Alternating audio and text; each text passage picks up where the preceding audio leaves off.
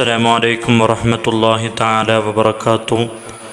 الحمد لله والصلاة والسلام على أشرف رسول الله وعلى آله الفائزين برضا الله أما بعد.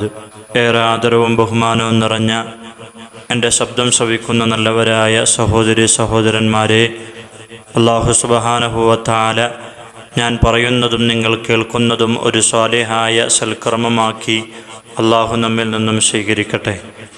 സഹോദരങ്ങളെ, പ്രവാചകർ സ്വല്ലല്ലാഹു അലൈഹി വസല്ലമ തങ്ങൾ സൃഷ്ടികളിൽ വെച്ച് ഏറ്റവും ശ്രേഷ്ഠരാണ്. പ്രവാചകരെ വിശേഷിപ്പിക്കൽ തന്നെ അഷ്റഫുൽ ഖൽഖ് എന്നാണ്. ദീനിൻ്റെ ഏറ്റവും അവിഭാജ്യ ഘടകമായ ഷഹാദത്ത് കലിമയിൽ അള്ളാഹുവിനെ പറഞ്ഞ ഉടനെ പറഞ്ഞത് മുഹമ്മദ് റസൂലുള്ളാഹ്, അഷ്ഹദു അല്ലാ ഇലാഹ ഇല്ലല്ലാഹ് വ അന്ന മുഹമ്മദ് റസൂലുള്ളാഹ് എന്നാണ്. ഇതൊരാൾ പറഞ്ഞിട്ടില്ലെങ്കിൽ അവൻ ഇസ്ലാമിൻ്റെ ബൗണ്ടറിക്ക് പുറത്താണ്. നമ്മുടെ പ്രധാനപ്പെട്ട അമലുകളിലൊക്കെ അള്ളാഹുവിൻ്റെ പ്രവാചകർ സ്വല്ലല്ലാഹു അലൈഹി വസല്ലമ തങ്ങളെ പരാമർശിച്ചിട്ടുണ്ട്. നിസ്കാരത്തിലും ബാങ്കിലുമൊക്കെ അത് എടുത്തു പരിശോധിച്ചു നോക്കിയാൽ നമുക്ക് കാണാൻ പറ്റുന്നതാണ്. പരലോകത്ത് അർശിൻ്റെ തൂണിൽ വരെ പ്രവാചകരുടെ പേര് കുത്തിവെക്കപ്പെട്ടിട്ടുണ്ട്. മഹാനായ ഇബ്നു അസാക്കിർ തങ്ങൾ റിപ്പോർട്ട് ചെയ്യുന്ന ഹദീസാണ്. അൻ കഅബുൽ അഹ്ബാർ റളിയല്ലാഹു അൻ, കഅബുൽ അഹ്ബാർ റളിയല്ലാഹു അൻഹുവിനെ തൊട്ട് അന്ന ആദം നബി അലൈഹിസ്സലാം ഔസാ ഇബ്നഹു സീസ്, തൻ്റെ മകനായ സീസ് നബി അലൈഹിസ്സലാമിനോട് വസിയത്ത് ചെയ്യുന്നുണ്ട്. കുല്ലമാ ദക്കർതല്ലാഹ ഫദ്കുർ ഇലാ ജംബിഹി ഇസ്മ മുഹമ്മദ്. മഹാനായ ആദം നബി അലൈഹിസ്സലാം പറയാൻ, കുല്ലമാ ദക്കർതല്ലാഹ്, നീ അള്ളാഹുവിനെ ഓർക്കുമ്പോഴെല്ലാം, അള്ളാഹുവിനെ ദിക്ർ ചൊല്ലുമ്പോഴെല്ലാം, ഫദ്കുർ, നീ ഓർക്കുക, ഇലാ ജംബിഹി ഇസ്മ മുഹമ്മദ്, മുഹമ്മദിൻ്റെ പേരിനെയും സല്ലല്ലാഹു അലൈഹി വസല്ലം തങ്ങളുടെ പേരിനെയും നീ ഓർക്കണം.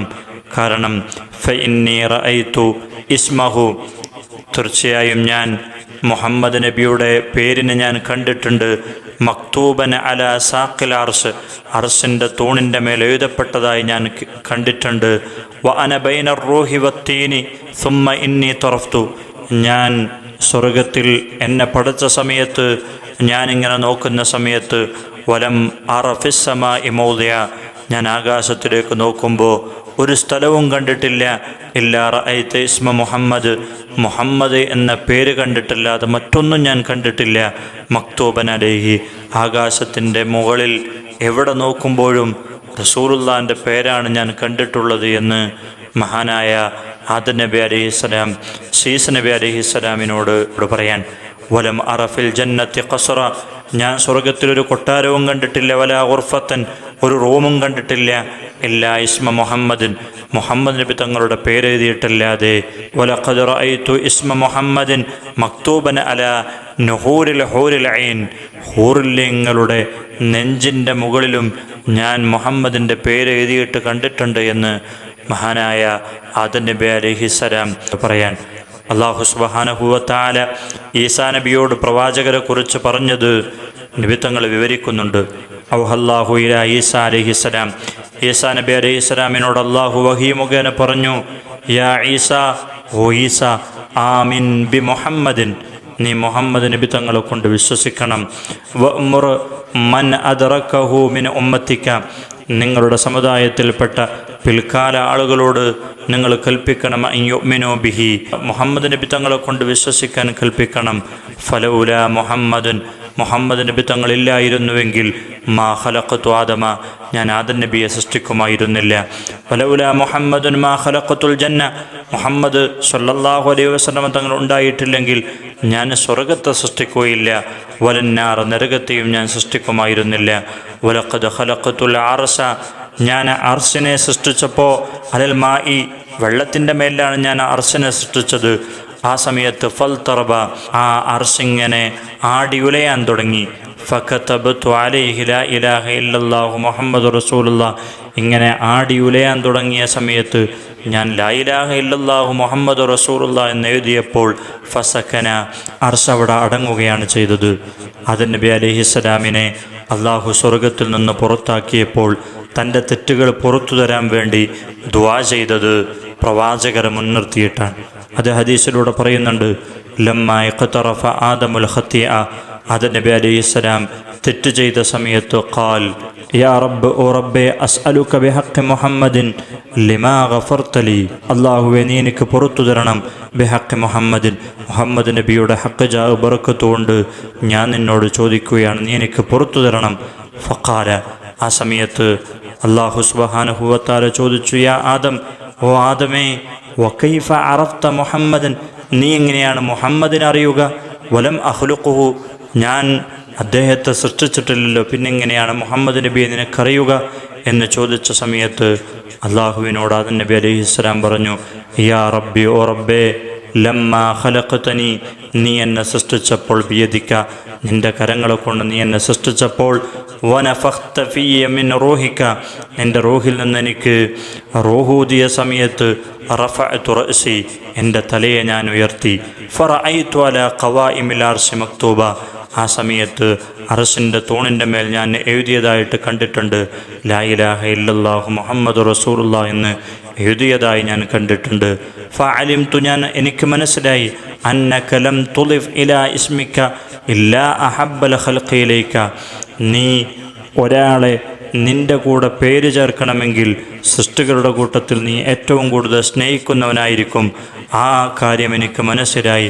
അതുകൊണ്ട് ഞാൻ നിന്നോട് മുഹമ്മദിൻ്റെ ഹക്ക് കൊണ്ട് എനിക്ക് നീ പുറത്തു തരണമേ എന്ന് അള്ളാഹുവിനോട് ആദം നബി അലൈഹിസ്സലാം പറഞ്ഞപ്പോൾ, ഫഖാല, അപ്പോൾ അള്ളാഹു പറഞ്ഞു, ഗഫർതു ലക, ഞാൻ നിനക്ക് പുറത്തു തന്നിരിക്കുന്നു, വലൗലാ മുഹമ്മദുൻ മാ ഖലഖ്തുക, മുഹമ്മദില്ലായിരുന്നുവെങ്കിൽ സല്ലല്ലാഹു അലൈഹി വസല്ലം മാ ഖലഖ്തുക, ഞാൻ നിന്നെ സൃഷ്ടിക്കുമായിരുന്നില്ല. അത്രത്തോളം മഹത്വമാണ് അള്ളാഹു പ്രവാചകർക്ക് നൽകിയിട്ടുള്ളത്. ഖുർആൻ തന്നെ പറയുന്നുണ്ട്, വറഫഅനാ ലക ദിക്റക, നബിയെ, അങ്ങയുടെ പദവികളെ, അങ്ങയുടെ സ്മരണകളെ ഞാൻ ഉയർത്തിയിരിക്കുന്നു എന്ന് അള്ളാഹു ഖുർആനിലൂടെ പറയുന്നുണ്ട്. നമ്മൾ ദുആ ചെയ്യുന്ന സമയത്ത് നമ്മുടെ ആവശ്യങ്ങളൊക്കെ നിറവേറാൻ തുടക്കത്തിലും അവസാനത്തിലും പ്രവാചകരുടെ മേലിൽ സ്വലാത്ത് ചൊല്ലിയിട്ട് വേണം നമ്മൾ ദുആ ചെയ്യാൻ. അതുകൊണ്ടാണ് ദുആകളിലൊക്കെ തുടക്കത്തിൽ അൽഹംദുലില്ലാഹി റബ്ബിൽ ആലമീൻ ഹംദൻ യുവാഫി നിഅമഹു വയുകാഫിഉ മസീദ പറഞ്ഞ ഉടനെ പറയുന്നത് അല്ലാഹുമ്മ സല്ലി അലാ സയ്യിദനാ മുഹമ്മദ് എന്ന് പറയുന്നത്. അതേപോലെ ദുആഇൻ്റെ അവസാനം പറയുന്നത് എന്താ? ആമീന ബിറഹ്മതിക യാ അർഹമർ റഹീമീൻ വസല്ലല്ലാഹു തആല വസല്ലമ അലാ ഖൈരി ഖൽഖിഹി സയ്യിദനാ മുഹമ്മദ് എന്ന് പറയുന്നത് ഈ ഒരു കാര്യം കൊണ്ടാണ്. നമ്മുടെ എല്ലാ മേഖലകളിലും സ്വലാത്തുകൾ നാം അധികരിപ്പിക്കണം. എന്തിനേറെ ഭക്ഷണം കഴിക്കുമ്പോൾ പോലും ഇത് നാം ഒഴിവാക്കാൻ പാടില്ല. മഹാനായ ഇബ്നു ഹജർ തങ്ങൾ തൻ്റെ തുഹ്ഫയിൽ പറയുന്നുണ്ട്, അരിയാഹാരം കഴിക്കുന്ന സമയത്ത് സ്വലാത്ത് ചൊല്ലൽ സുന്നത്താണ്.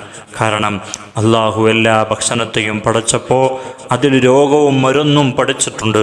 എന്നാൽ അരി ഭക്ഷണത്തിൽ അള്ളാഹു സുബ്ഹാനഹു വ തആല രോഗം പടച്ചിട്ടില്ല, അതിൽ രോഗം വെച്ചിട്ടില്ല, മരുന്ന് മാത്രമേ വെച്ചിട്ടുള്ളൂ. കാരണം ലിഅന്നഹു ഖുലിഖ മിൻ നൂരി മുഹമ്മദിൻ സല്ലല്ലാഹു അലൈഹി വസല്ലം ബിഗൈരി വാസിത, യാതൊരുവിധ മാധ്യമവുമില്ലാതെ നേരിട്ട് പ്രവാചകരുടെ പ്രകാശത്തിൽ നിന്നാണ് അരിയാഹാരത്തെ അള്ളാഹു സൃഷ്ടിച്ചത്. അതുകൊണ്ട് തന്നെ അതിൽ രോഗത്തിന് ശമനം മാത്രമേ ഉള്ളൂ. പ്രവാചകരുടെ മേൽ സ്വലാത്ത് ചൊല്ലൽ അരിയാഹാരം കഴിക്കുമ്പോൾ സുന്നത്താണ് എന്ന് പണ്ഡിതന്മാർ പറഞ്ഞു തരുന്നുണ്ട്. അതുകൊണ്ട് തന്നെ അടുക്കളയിൽ ഈ സാധനം നമ്മൾ ഒഴിവാക്കാൻ പാടില്ല. അരി ഒഴിവാകുന്നൊരവസ്ഥയുണ്ടാകരുത്, അരി കാലിയാകുന്നൊരവസ്ഥയുണ്ടാകരുത്. അതുകൊണ്ടാണ് വീട്ടിൽ കൂടുന്ന സമയത്ത് പണ്ട് കാലത്തുള്ള ഉമ്മമാരൊക്കെ കൂടെ അരിയും അതല്ലെങ്കിൽ നെല്ലും ഉപ്പും കൂടെ കൊണ്ടുപോകാറുണ്ട്. ഉപ്പ് എന്ന് പറയുന്നത് ഏറ്റവും ബറക്കത്തുള്ളൊരു വിഭവമാണ്.